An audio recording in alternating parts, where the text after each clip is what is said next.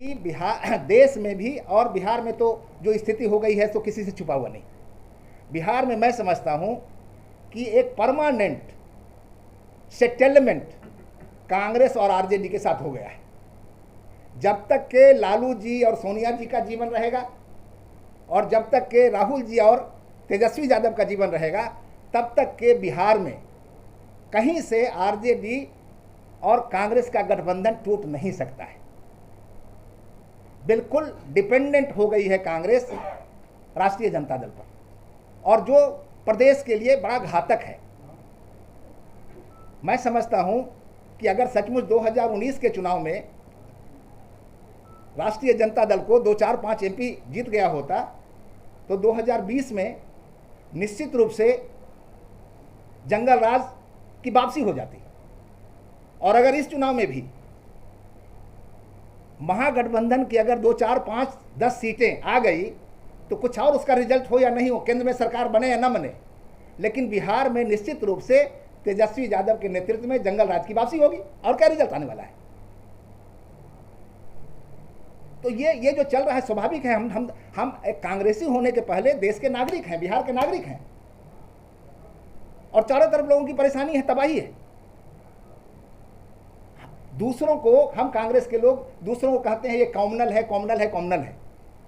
हमारा सीधा कहना है, खास तौर से मैंने महसूस किया है कि अयोध्या के रामलला के प्राण प्रतिष्ठा के समय सोनिया जी के सहमति से कांग्रेस ने जो आमंत्रण ठुकराया, उससे साफ लगता है कि बाकी कौन कॉमनल है वो तो देश की जनता समझे, लेकिन निश्चित रूप से सोनिया जी का एक्शन कॉमनल लीडर का रहा है।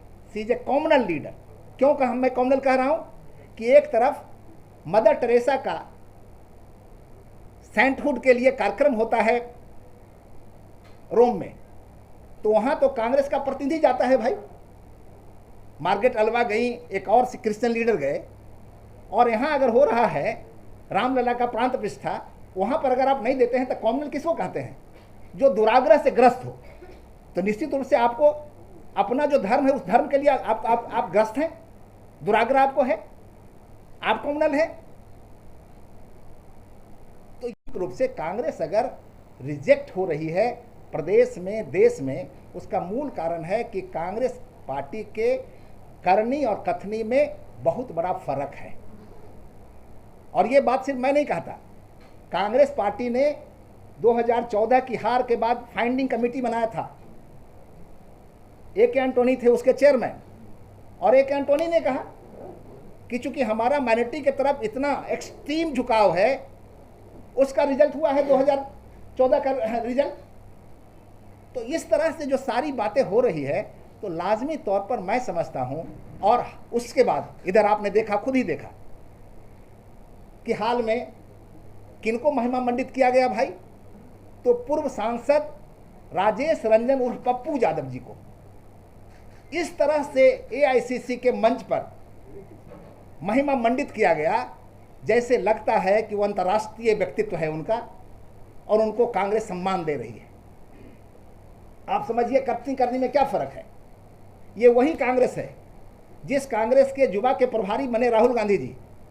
तो राहुल गांधी जी ने नियम बनाया कि जिसके ऊपर चार्जशीट होगा वह यूथ कांग्रेस के किसी पद के लिए चुनाव नहीं लड़ेगा। और बिहार में एक संजीव सिंह जो इलेक्ट हो गया ऑलरेडी यूथ कांग्रेस के प्रेसिडेंट की हैसियत में, लेकिन उसके ऊपर पुराना कोई चार्जशीट एक था, then he was not allowed to take over the presidentship. और वहाँ पर कितने केसेस हैं नहीं हैं पप्पू यादव जी के ऊपर, वो तो लोगों का जानना है। लेकिन मैं अपने कार्यकाल में निश्चित रूप से उस समय के प्रभारी जगदीश टाइटलर जी उनको पार्टी में एंट्री देना चाहते थे। मैंने प्रतिकार किया था, विरोध किया था, और उस समय अपने कार्यकाल तक तो उनकी एंट्री मैंने नहीं होने दी थी।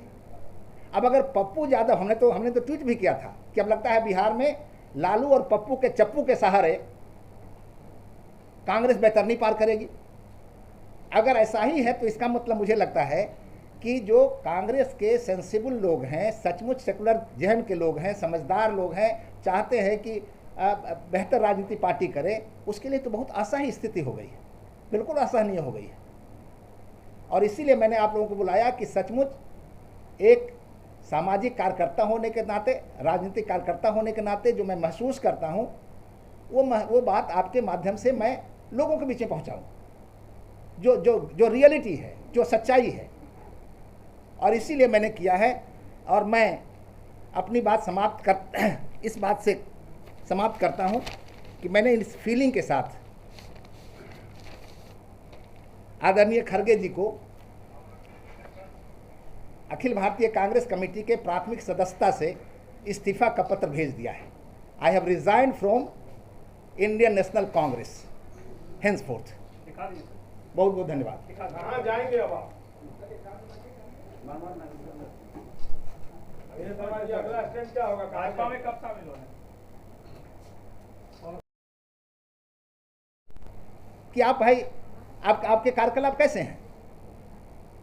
वैसे चारों तरफ आज ही हम देख रहे थे जब आने के पहले कि पटना दिल्ली में संविधान बचाओ रैली हो रही है। आप लोग पत्रकार हैं, निश्चित रूप से कुछ न कुछ कांग्रेस जनों से आपकी भी बात होती रही होगी। मैं समझता हूं कि सोनिया गांधी जी के टेक ओवर करने के बाद 99 से कांग्रेस में आंतरिक लोकतंत्र पूरी तरह से खत्म हो गया है। 99 के बाद सर्वानुमति, कंसेंसस, आम सहमति के नाम पर ब्लॉक से लेकर के राष्ट्रीय स्तर तक कोई चुनाव सोनिया जी के कार्यकाल तक नहीं होता रहा।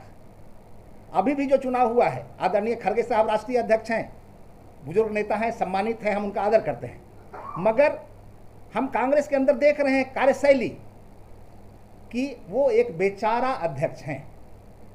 कोई छोटे बड़े फैसले आदरणीय खड़गे जी नहीं ले सकते। अगर कोई मिलने जाता है, हम भी कई अपने दोस्तों के साथ गए थे तो कहा कि आप जाके राहुल जी से बात करो, आप जाकर के वेणुगोपाल से बात करो। तो आप समझ सकते हैं कि आदरणीय खड़गे जी रिमोट कंट्रोल से कंट्रोल हो रहे हैं बेचारे। नाम का तो लोकतांत्रिक चुनाव हुआ, लेकिन सच्चाई में वह चुनाव नहीं हुआ। कम से कम तो सीताराम केसरी जी बिहार के थे, हम सम्मान करते हैं, वो तो 92% वोट से जीते थे भाई, डायरेक्टली इलेक्टेड प्रेसिडेंट थे। लेकिन आंतरिक लोकतंत्र जिस पार्टी का में खुद नहीं है, वह अगर लोकतंत्र बचाने की लड़ाई करती है, लड़ाई लड़ती है, तो स्वाभाविक है जनता समझेगी ना भाई कि आखिर आपके कथनी और करनी में कितना फर्क है। अभी जैसे पूरे देश में आप लोगों ने पूरा प्रचार किया, हम लोग भी हिस्सा लिए।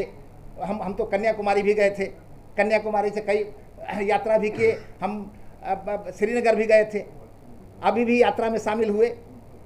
जो राहुल जी के नेतृत्व में भारत जोड़ो यात्रा हुआ और उससे एक नारा निकला मोहब्बत की दुकान लगाने का।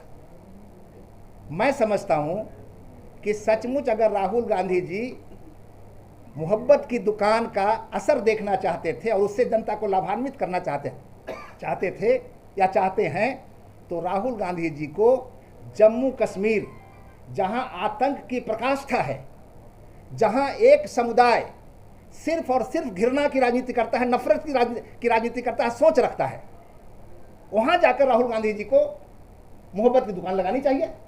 अगर एक साल भी कोई आतंकी गतिविधि ना हो, किसी की हत्या नहीं हो, तो मुझे लगता है कि सिर्फ एक स्टेट में मोहब्बत की दुकान का माल बेचने से राहुल जी को नोबेल प्राइज मिल सकता है। नोबेल प्राइज राहुल जी को मिल सकता है भाई, इसी मोहब्बत की दुकान से। लेकिन सड़क पर कहने से मोहब्बत की दुकान का तो कोई असर दिखना चाहिए ना। जैसे अभी मणिपुर से शुरू हुआ, तो हमको तो लगता है मणिपुर से बंबई जाने के बजाय राहुल जी को मणिपुर में कैंप करना चाहिए था। दोनों कम्युनिटी में जिसमें झगड़े हैं, उसके बीच में अपनी मोहब्बत की दुकान लगानी चाहिए थी। मोहब्बत की दुकान का मतलब है उसको विन ओवर करना, उसका विश्वास जीतना, उसको एक दूसरे के प्रति मोहब्बत पैदा करना, जोर कि पार्टी में कोई व्यक्ति पटना से लेकर दिल्ली तक नहीं मिलेगा आपको जो कहे कि अनिल शर्मा ने मेरे पास एमएलसी बनने के लिए कभी कोई अप्रोच किया, रिक्वेस्ट किया या राज्यसभा की सदस्यता के लिए रिक्वेस्ट किया। मैंने कभी नहीं किया है। हम सार्वजनिक रूप से कह सकते हैं, आई हैव नॉट अप्रोच। मैं शुद्ध रूप से पॉलिटिकल एक्टिविस्ट हूँ। आप देखिए, हमने अभी पे दे रहे हैं, जो आदमी 39 वर्षों में सिर्फ 4 साल पार्टी के पद पर रहा हो, वह अगर अवसरवादी होता, पद के पीछे रहता, तो लाजमी तौर पर 4 ही साल रहेगा। मैं तो 2 साल पार्टी का जनरल सेक्रेटरी रहा 98 to 2000 और 21 महीने के लिए पार्टी का प्रेसिडेंट रहा। 39 साल में मात्र 4 साल। तो इसलिए मेरे ऊपर यह नहीं कह सकते कि मैं कोई पद के, कोई असुविधा के कारण, कोई निजी हित से के टकराव के कारण ऐसी बात कह रहा हूँ। मेरा उससे मतलब नहीं है। अभी छोड़ने का अभी डिसीजन लिया, कोई तात्कालिक कारण था?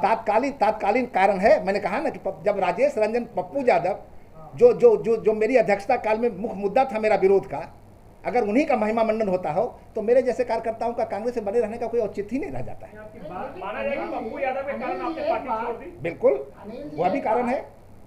अनिल जी, हाँ जी, जब आप प्रदेश अध्यक्ष थे तो आपने सदाकत आश्रम में साधु यादव को चांदी का मुकुट पहनाया था, क्या वे दूर के दूर थे? साधु यादव को चांदी का मुकुट मैंने नहीं पहनाया था, यह भी आपको जानकारी होनी चाहिए। अध्यक्ष तो आप ही थे। नहीं, अध्यक्षता का कोई स्वाभाविक है, अध्यक्षता काल में कोई और किसी को कोई पहनाता है, लेकिन उस समय अगर मैंने साधु यादव को ज्वाइन कराया था तो लाजमी तौर पर वह एक युद्ध की स्थिति थी, वार का सिचुएशन था।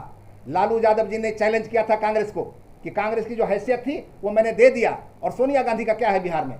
तो लाजमी तौर पर मैं भी राजनीति करता हूँ, साम दाम दंड भेद का उपयोग आवश्यक है। और उस समय लालू जी जिस तरह से शहंशाह बने हुए थे, उस समय साम मतलब मिन्नत से वो नहीं मारने वाले थे, दाम का मतलब उनको खरीदने का भी कोई मामला नहीं था, दंड का मतलब उनको कोई दंडित भी हम नहीं कर सकते थे। तो लाजमी तौर पर हमने भेद किया, उनकी पार्टी को तोड़ा। उसमें उनके साथ जितने लोग आए, साधु यादव आए और लोग आए, उनको मैंने लिया था। ये अनिल जी, आप ये तो तात्कालिक कारण बता रहे हैं कि पप्पू जी के कारण आप पार्टी छोड़ रहे हैं, लेकिन उससे पहले जो आपने बताया कांग्रेस में लोकतंत्र नहीं होने का, खड़गे जी के कठपुतली होने का, सोनिया जी के प्राण प्रतिष्ठा के ये करने का, तो इतने सारे वैचारिक मतभेद के बावजूद आपने पहले क्यों नहीं रिजाइन किया कि अभी कर रहे हैं पप्पू?